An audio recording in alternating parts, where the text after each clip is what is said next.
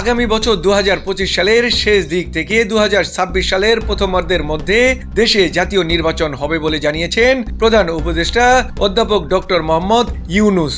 মহান বিজয় দিবস উপলক্ষে আজ জাতির উদ্দেশ্যে দেওয়া ভাষণে নির্বাচনের রূপরেখা তুলে ধরেন তিনি।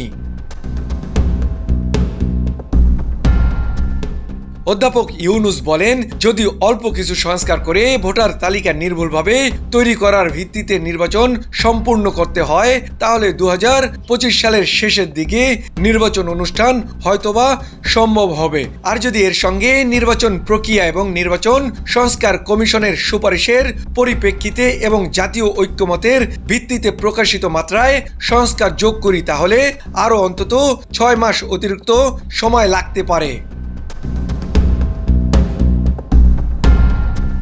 মোটা দাগে বলা যায় 2025 সালের শেষ দিক থেকে 2026 সালের প্রথমার্ধের মধ্যে নির্বাচনের সময় নির্ধারণ করা যায়।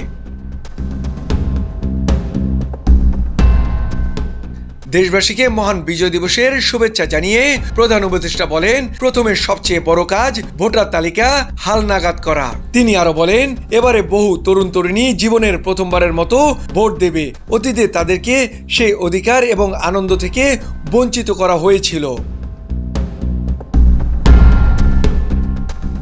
মোয়াজ্জেম হোসেন, চলমান বিশ্ব।